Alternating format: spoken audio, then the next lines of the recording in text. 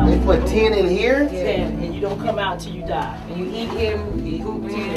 Oh my God. So what?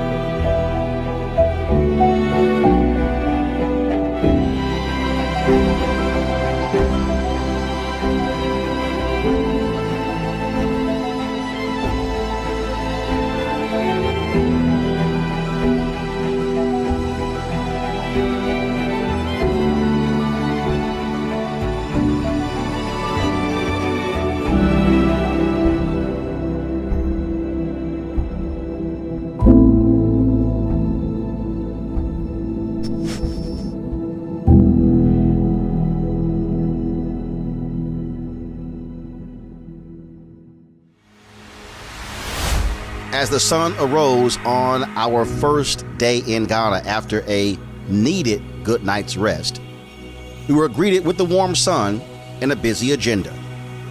We ventured into the fishing village of Cape Coast to begin our day with a traditional naming ceremony.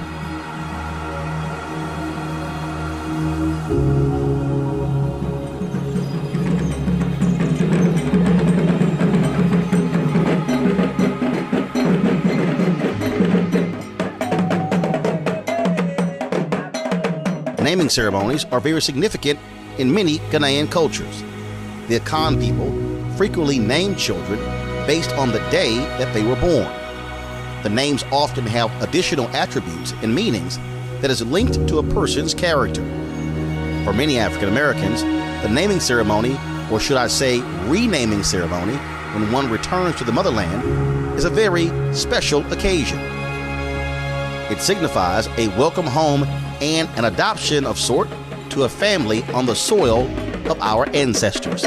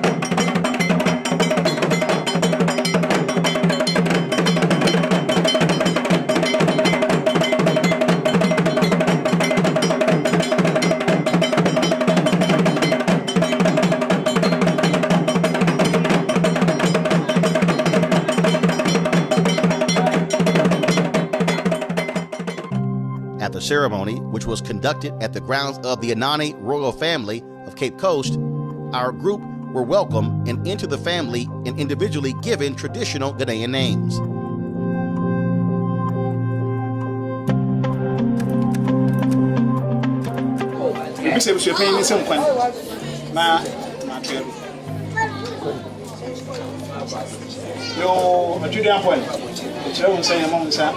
It was fascinating to watch this event, especially to see the king of the royal family always defer to the elders before speaking. Even though he is technically their leader, the respect shown to elders was abundantly clear.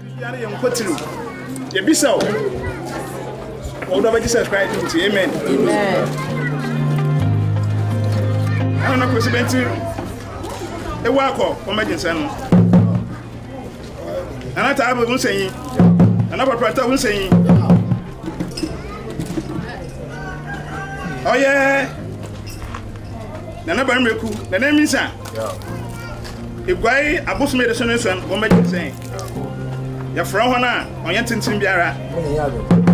Oh yeah, Henimianum Titin Oba fine hen ma me no hen na no oba fo one cray. Na say afi aso ma hen nyanu mi wa be fi a in free por 400 years in. Yes. What made you send me? And I was on go. I wonder what to follow. No, pray. There, yes, one. Oh, yeah. I don't know what's the pain to be paying. What's say? What the money to one aqua. So, where would you are? What be fear? They walk off at you one atom, and I don't want you one atom. What bay? One more bushia, one more man, one more Ghana man. And I know the Frahana. My hand answer me. Work from one person dream. When you be obey Biara, Umara, 1 for 1, when you want an answer. The one in person, the woman in session.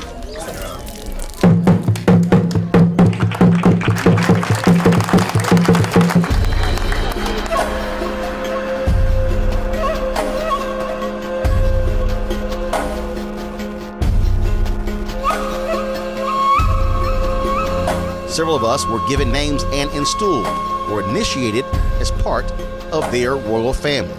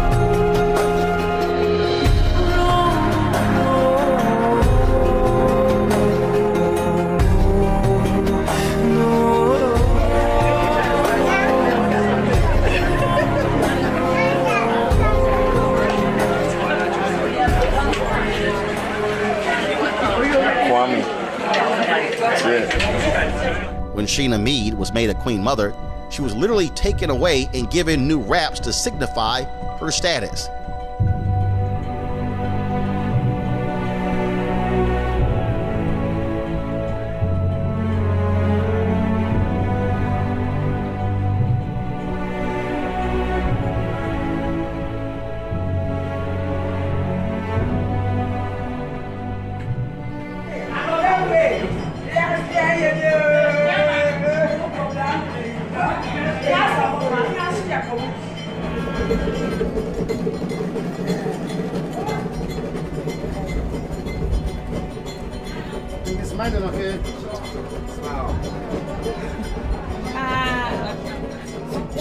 Try not to cry. Y'all went to dance. I will dance. I will cry and dance.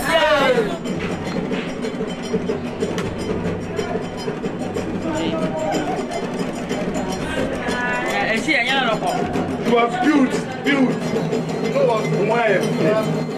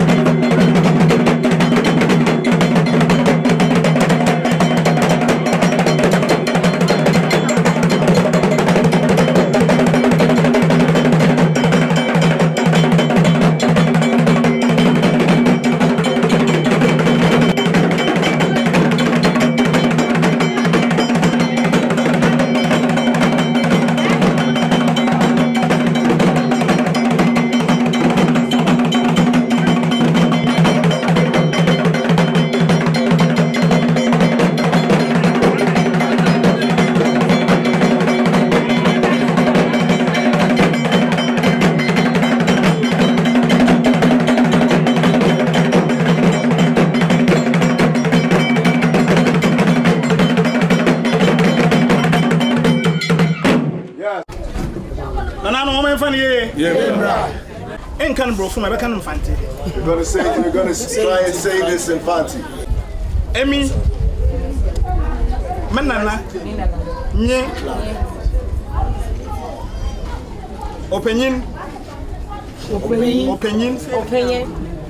Kweku Anafor Manana Nye Oba opinion Techua Yeah. Where the model Where the model? there in the day or said there midnight. Emi Nana Ekuwa Techua. That's your name. Your stool name. Nana Ekuwa Techua.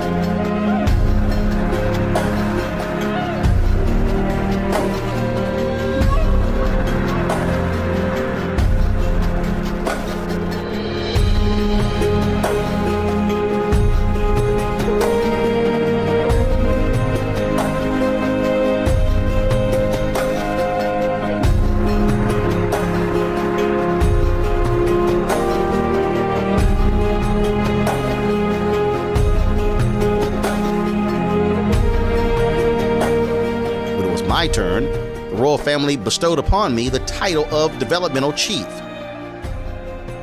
Ebusia penyen say in that day anano kusubenti ebusia no wonu puntu him. The names given to me was Nana Echo Chiarmi. Nana, a royal title of monarchs. Echo, which is the Fonte male name for Thursday, the day which I was born, as well as Chiarmi, meaning linguist. This, I was told, because of my prominence as a journalist and broadcaster.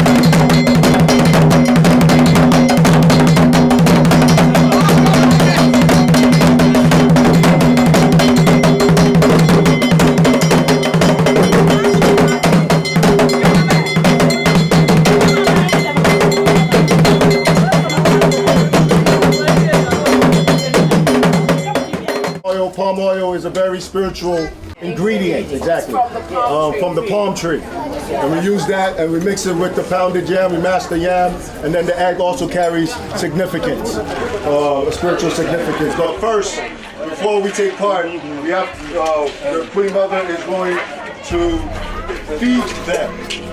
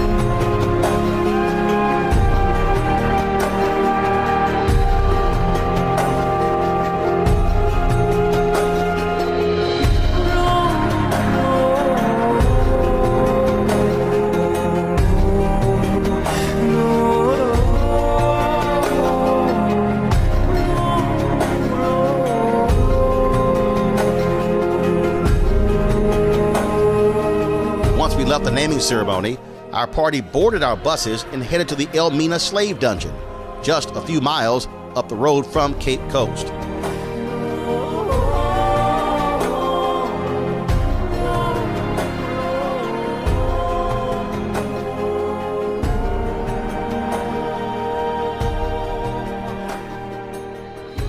It had been 11 years since I was first there, and the sense of dread was still there as I stepped foot into a place which was the last time enslaved Africans last touched Ghanaian soil before being packed in slave ships to a life of misery, agony, and separation from their family and homeland forever. We understand 1471 was the first time ever they came to the coast of West Africa. And they came with the idea to trade and to spread the gospel. The major commodity they were interested in was the gold. And when they came here, they had a lot of gold from this area. They were led by one captain called Don Diego de Azambuja. He came here with 600 soldiers, including masons, artisans, and so forth. Then they started building here as a fort, which eventually became a castle. Initially, all the rooms on the ground floor were their storerooms or warehouses. But in 16th century, precisely 1500, they changed their mind from the gold, the ivory, spices into human trade or the evil trade. So he would just simply look down the courtyard and he would say he would pick which one he wanted. Yeah. After he has picked, you have to wash them, then straight to the bedding.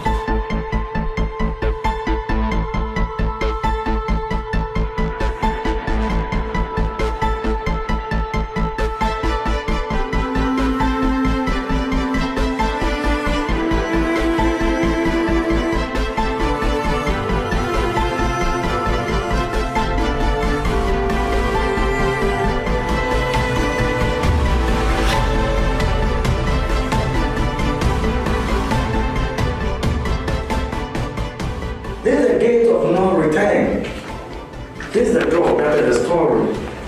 The door that says the history. Door of no return. It is here that Africans love their respect. They are beginning to culture language. In those days, the sea was very close, touching the 1,000 meters high. And as I receded, So when the ships came, a small boat was brought here. There was a staircase. They extended slowly to a smaller boat. From here to the bigger ships.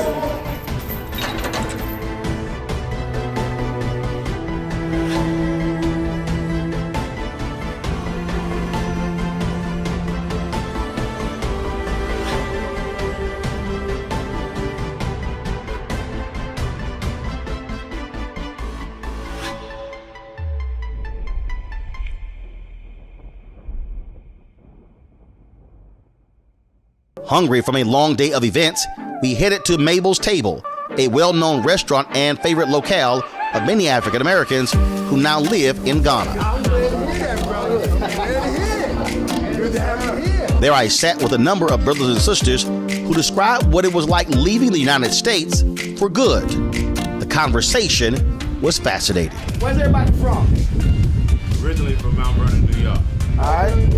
Mount Vernon. So all y'all left Mount Vernon? Y'all don't want to stay in Mount Vernon? What I explain to people all the time is that anywhere around the world, whenever there's a coup, the first thing they get control of is the military. Second thing is media. Not banks, not poor, it's media. And so that's why the media narrative is so important, because that's the framing. So if you hear, that's all you see, and then if you think about in the United States, all you've often seen about Africa have been starving children. Absolutely. So that becomes the dominant focus. So either starving children, famine, or sickness, Ebola, wars. Yes, I think that's a nail on the head in terms of the family concerns of those who move here. The first thing families are concerned with is your safety. They think you're going to a dangerous place.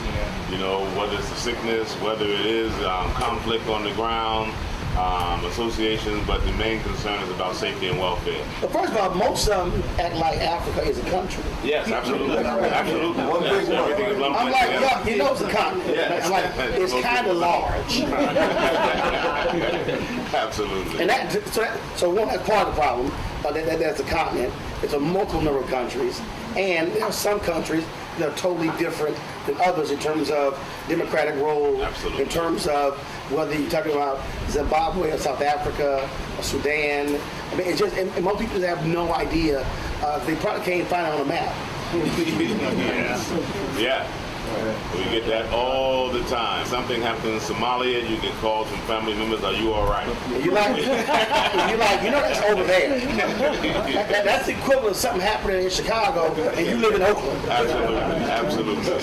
When they had the Ebola outbreak, not one single case came to Ghana. But people calling you from all over concerned that, you know, it was all over the African continent. They don't bother to find out what country in Africa, the proximity to where you are. The assumption is that you're in Africa, so you may be affected. So are you all right? So when there's a flu outbreak in the United States, you don't call nobody. Absolutely. Several of us had to cancel, well, the groups, the people who were going on the trip, to cancel the trip because they were afraid with Ebola. And even though we had a seminar, a workshop, and we showed them on the map, the distance and how long it would take to get from Ghana to where the Ebola, and there was Ebola in the United States. 2 cases, I think 2 deaths. And nobody was leaving America. And we told them there's none in Ghana. Ghana didn't have not one Ebola, but they refused to come. So we had to cancel all the trips. Wow. In fact, that's one of the dynamic, accomplishments, positive accomplishments of this year of return. It is giving people the opportunity to make a choice to come this year. Because we've had to go through the SARS scares of the, 2001, 2002. We had to go through the Ebola scares. We had to go through the HIV scares. And so it seriously affected tourism on the African continent in general because of this concept that Africa is a country and not a continent. So the whole idea that people have chosen a time period to accept an invitation to come and check out Africa, and some of the results are phenomenal in terms of what the impact of just touching this soil has done. People coming here to see for themselves because they all have been misinformed by the propaganda that's overtaken their mind, their concept, and their image of what Africa is. One of the things that, again, when you talk about when you don't know, you don't know. It amazes me. There are people who just really don't go outside of their own narrow space. And one of the people forget, African Americans watch TV more than anybody else. The number, according to the Nielsen study, African Americans are number one. The second group, I think, is probably 13 to 15 hours fewer. Wow. So if you take the number of hours, so black people, we watch more TV in a week. It's now more than 50 hours a week. It's more than a full-time job. You take that. Now you take, on top of the hours of television watch, the hours of commercials watch. And so now, that becomes your whole purview. That right there. And that's what drives all of that. And you have to be able to what I call reprogram or change the narrative. And that's where I think is important. Because I was asked a question about journalists earlier. I said, it's incumbent upon Ghanaians and this government and its leaders to also work with black media outlets and others to understand and to share information. Yes, absolutely. You're talking about that. My training's in psychology and law. So much of our problem as black people, I see as psychological problems. And in my way of thinking, we've been in a battered relationship with America. And we've been staying because we feel that even though it's bad, we've been told that it's the best place on earth. Right. So even though it's horrible feeling, we don't think there's any place better than that. So we try to put up with it. And I said, well, my children can't, after I'm gone, my children can't just keep doing this. So let me see if there are other places that may not be as bad as this in this psychological way as it feels here.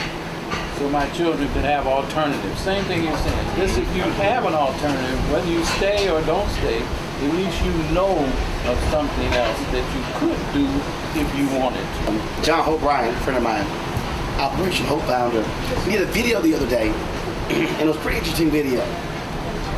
And he said, he was talking about wealth. And he said, he's made numerous trips to South Africa. He just returned from South Africa. And what's interesting is, he said, okay, if you're listening out there, you're watching me, and you've got $50,000 or $100,000. He was talking about what the South African currency was trading at compared to the U.S. dollar. He said, so if you got $100,000 saved up in the United States, and if you just have to move to South Africa, he said, you will be a South African millionaire. Absolutely. Absolutely. Yes. And he said, this home that's $25,000, you got $25,000 in US, and you're like, I can't buy a house for $25,000. He said, oh, you can buy you a really nice house in South Africa. And he was talking about skill set, what you can do, work as well. And he was trying people to understand, to your point, that this does not have to be your only option. But that's why you said it's psychological. Because, so when TV One ended my show, I launched my digital show, I had black people who were telling me, man, we'd love to see you on MSNBC. I've heard people stop me, oh man, we really love watching you on CNN. And I was like, I appreciate that. I said, but I own this show. And I was trying to get them, and they meant well, I was trying to get them to understand that I don't have to ask somebody. So CNN, people saw me with the election of Obama, and people would travel around the world and be like, oh my God, people ask me all about you all the time, because that's all they would see. But that was me on somebody else's show. So they would determine the topics. They were determining the guests. And so then, when the TV One show ended, I explained to them, I had fans who were in the Bahamas, who were in Jamaica, who were in African nations, the UK, Canada, who didn't get TV One. They never saw me. Now, the people who literally, they are on YouTube anywhere in the world. But it's the hardest thing for me to get black people to understand that I don't have to ask somebody white what I can cover. That's right. I ask myself, and we do it, and that's how you actually change a view. Right. But this notion that their network validates me as a journalist. One, I don't need that. I got 40 awards. I got 230 plaques. I'm good. But I've never needed working for a white media entity to validate the work. I asked me. In fact, I was when I ran. It was so funny. When I ran for, this is the third time I've been on the board, National Association of Black Journalists. And so I was running against a young brother. We went to canvas for him, and he said, I'm gonna have the commitment, the time to serve. I've gone to my boss. He's gonna give me time off, and that's his whole deal. And it got to me, I was like, well, I guess I asked my damn self. I can have my time off. So I work for myself. And they were like, brother, you have to do him so bad like that. I said, I didn't. I said, but I just followed him. And but you're right. People, the notion of creating something and having the freedom. But here's the other thing that I think jumps out. It's not just even having the freedom, but it's not caring about their validation. Yes. And the whole idea that you get somebody who has an MBA, a Master of Business Administration, and say they're unemployed and have no job. How can you be a Master of Business Administration and have no job? I mean, it just seems to be, defies. And when I say that to young people, say, well, I never thought about that. I said, because they really haven't taught you how to think. How could you be having a certificate on your wall, a Master of Business Administration, and you say you're unemployed, you have nothing to do? You should be employing people. But again, it's like that word freedom. We celebrated freedom during emancipation and then turn around and say, what is freedom? After you celebrate it. It became a word without the substance and the meaning. And some of us are still chasing that meaning and that substance. What is freedom? What is it to manage your own affairs? What is it to control your own destiny? And that's why Africa has never been projected in its proper light, because the world does not want to portray Africa as being able to manage its own affairs. The world does not want the message to go out that there are 55 African nations in control of themselves or don't have to be independent. So even our leaders do not have the concept that they don't have to depend on the world. They even accepted the narrative that they have to depend on the West for subsidy, when the West is depending on them. But whoever controls the narrative controls the vision that's inside the mind. So we got to control the narrative. We got to change the narrative, and that's been one of the themes of the year of return. We've got to control the narrative. We got to take control of the narrative. And it can't happen until we can take control of the mediums that control the narrative.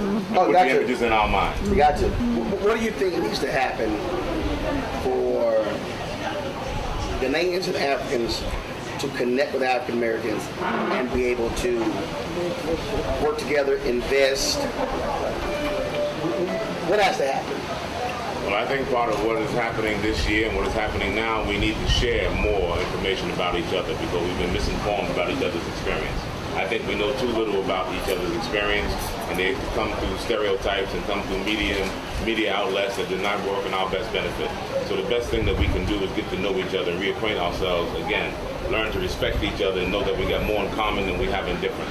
When we develop proper relationships, I think we begin to progress together naturally. A natural thing begins to happen. But we've been suspicious of each other. We've lacked the trust that we need in each other. And we have to build those things, not to superimpose that they exist when they don't exist. If they don't exist, we have to acknowledge that and build it. We have to understand why they don't exist. How can we correct that? And when we begin to build trust in one another, and we share proper narratives, and we remove the stereotypes and the fear that we literally have of each other, then we have the proper setting, a fertile ground to be able to nurture and to build and to progress together. It's natural that we should be together. We've been taught that it's not natural. We've been taught that we concentrate on tribalism, religion, political affiliations. These are the things that still divide us in the communities wherever we are as black people.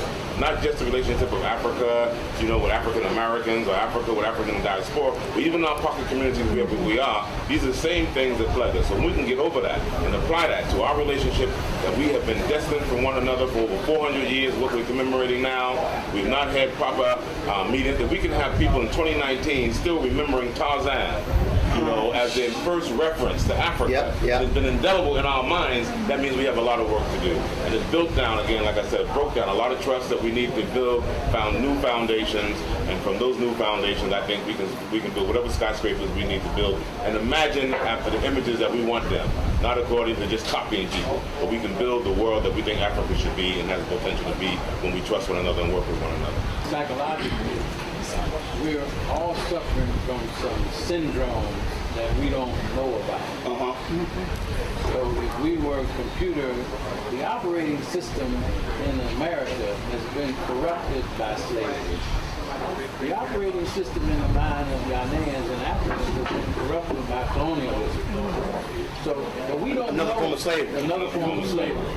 And we don't know as we walk around every day that we're trying to use a corrupted hard drive to interact with each other and other people. And we see the world in this corrupted fashion.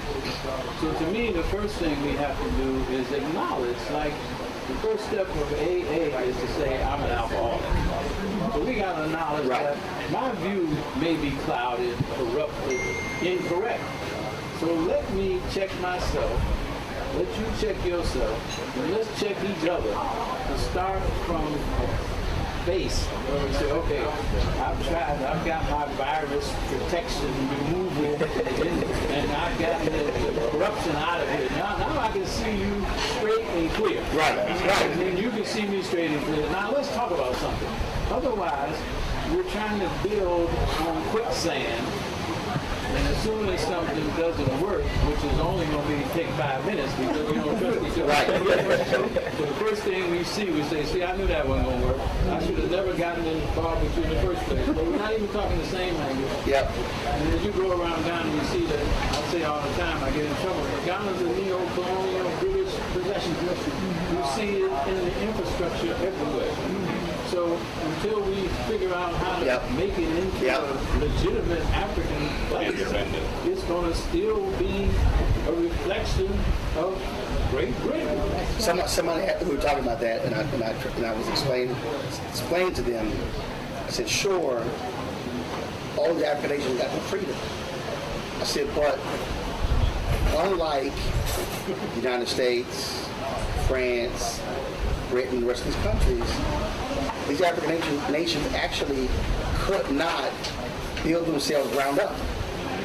So in essence, the nation became independent, but they had to accept all of this infrastructure, and that drove it forward. Dorothy Cotton was the only woman in Dr. King's inner circle. I did their last sit-down interview last day before she died. And I didn't read her book till after I interviewed her, and I wish I had it before. But if you want to work with SCLC, I had never known this until reading her book. But she was over the citizenship education program. So if you want to come to SCLC, they would analyze you to see if you need to be reprogrammed. I was reading, I was like, so you couldn't just go work for SCLC. They will bring you in, assess you, and if you need to be reprogrammed, they will reprogram you before they let you go work at CLC. And I've been saying this on my show for the longest. Is that what you just said? We have to have a complete reprogramming. A complete reprogramming. Otherwise, yes, I'm looking at you based on what I've been taught by somebody else.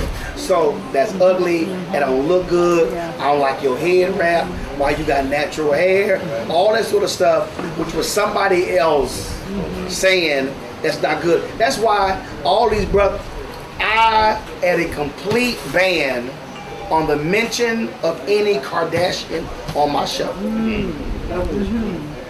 A complete ban.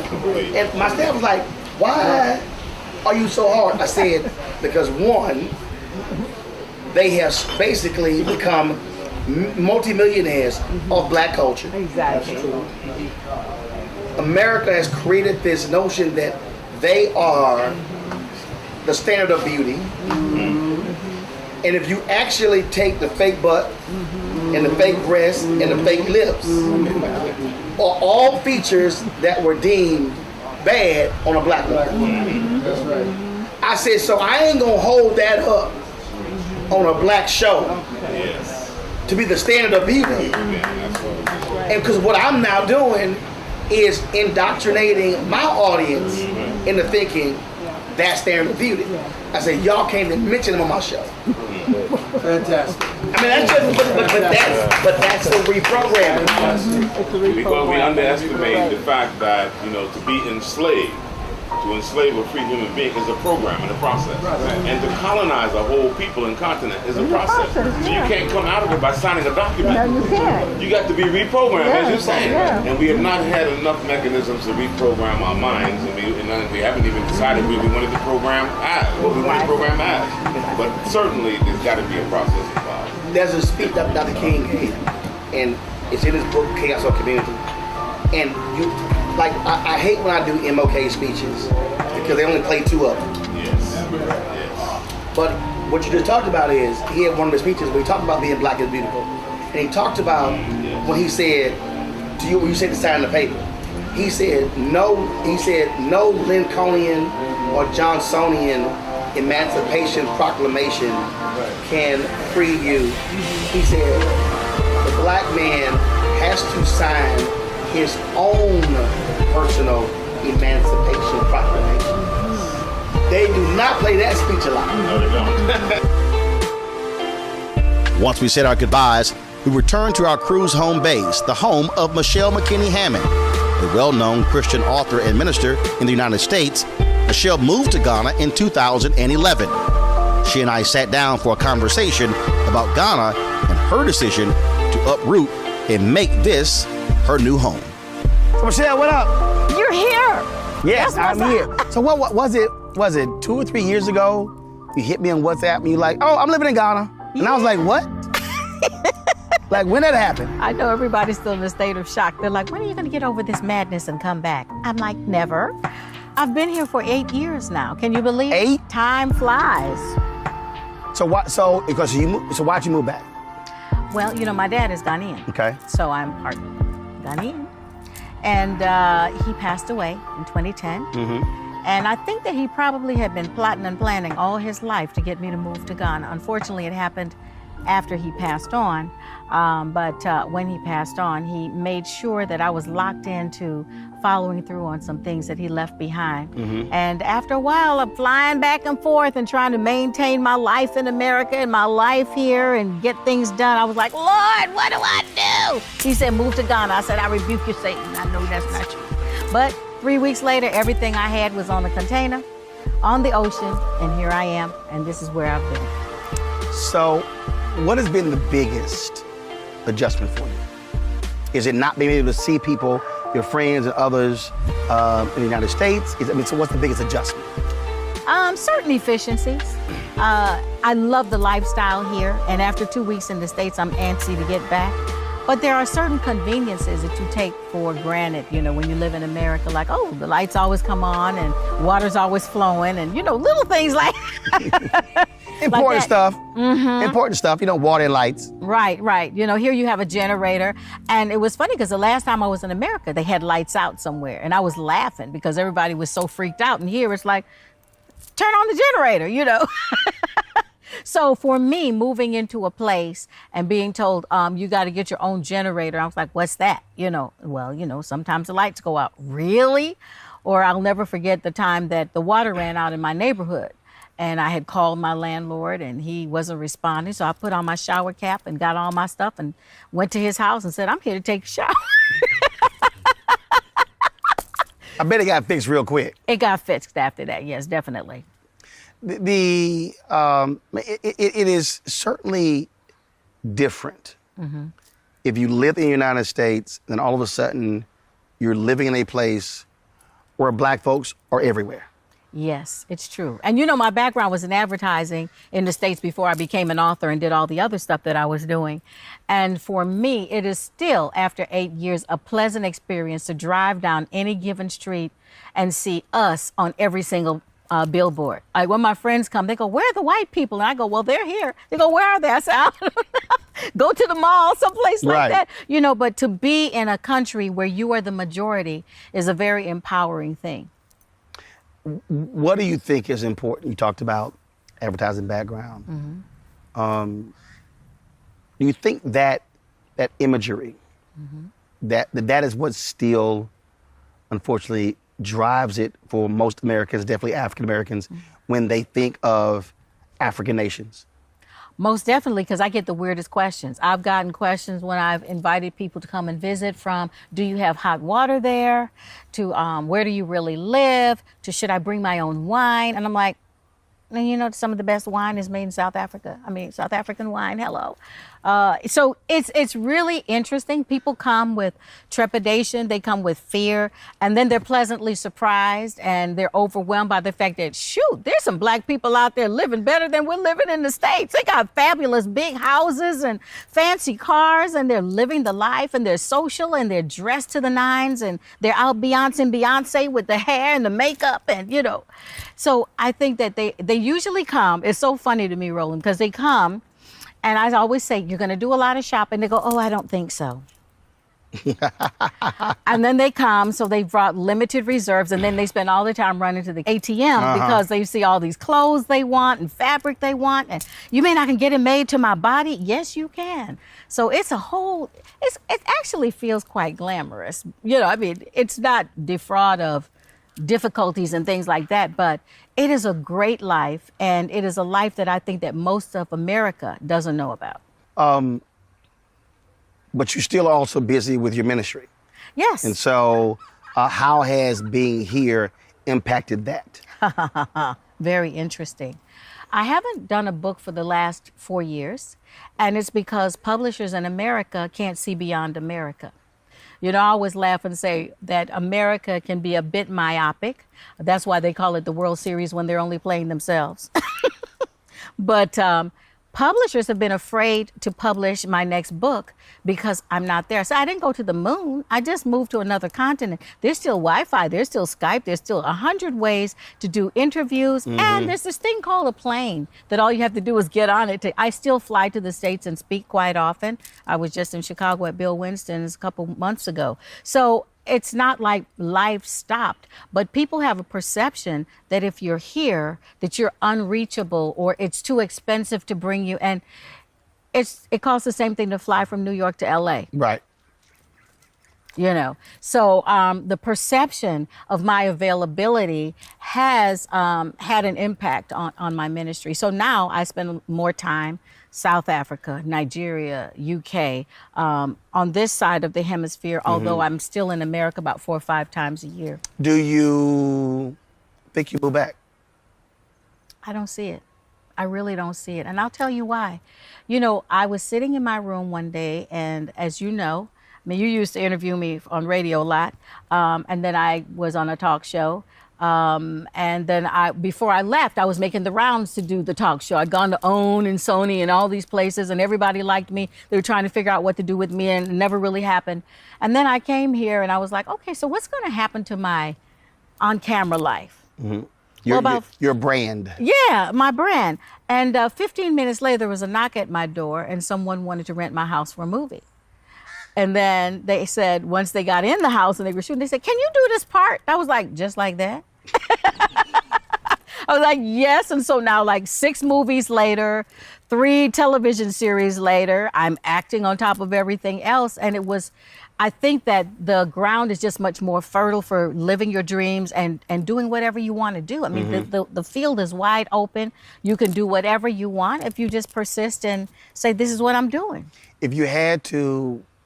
If somebody was looking to move here, or if you were talking to a group of people, conference or whatever, college students, what are the areas where you think the opportunities exist where someone could move over here to work and live? Well, I would tell them to look for the needs. A lot of people here import a lot of things that aren't available to us readily here. But also agriculture is huge here. So there are things that you can develop and actually have a hand in building this land while expanding your own, what do you call it? You know what I mean? So a lot of people that are coming are looking into tech because that's still wide open. Right. Agriculture is still wide open. Fashion, pretty much any area that you think you have a passion for, there's a niche for you. You just got to find that right opening and your unique twist that makes you the new desirable kid on the block. Have you seen an increasing number of African Americans who are not just coming here for tourism, but also moving here? Oh, definitely. They come, they love the lifestyle. You know, the system is set up in such a way that you can have help.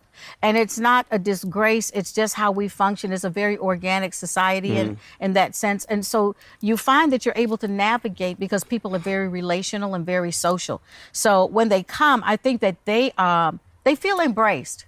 You know, when you're in America, especially in this period of time, you feel like you're always looking over your shoulder and you're alone and you're isolated, or, you know, you're under and not over. And you get here and you just, hey, everybody's moving and shaking together, you know? So it's really, I'm still overwhelmed by it. And I've been here for 8 years, but I love it. On days even when I think I'm crazy, I still love it. Well, first of all, you have, of course, being here, you can wake up to, of course, gorgeous ocean view as well. Yes. And the sound of those waves. So certainly not a bad place to reside. No, not at all. But, you know, also there's the food. There are, I don't know. I don't know how to explain this to you, Roland, but we're very social. So there's always something to do. There's always a fashion crisis because people are dressed. And I think that African women are probably more beauty conscious than the rest of the world. They spend a lot of time on dressing and perfecting themselves, and they love to go out and socialize and do all these types of things. And everything is a reason for a celebration. You know, christenings, funerals could take a week to several months. Weddings can too. And then there are those destination celebrations where you can't just do your birthday at home. You've got to go to Greece or Italy and have a 4-day party. And that's not the life that most people see when they think of Africa and Black people. So it is a completely different type of life, but it's wonderful. Sounds good. Thank you. We straight.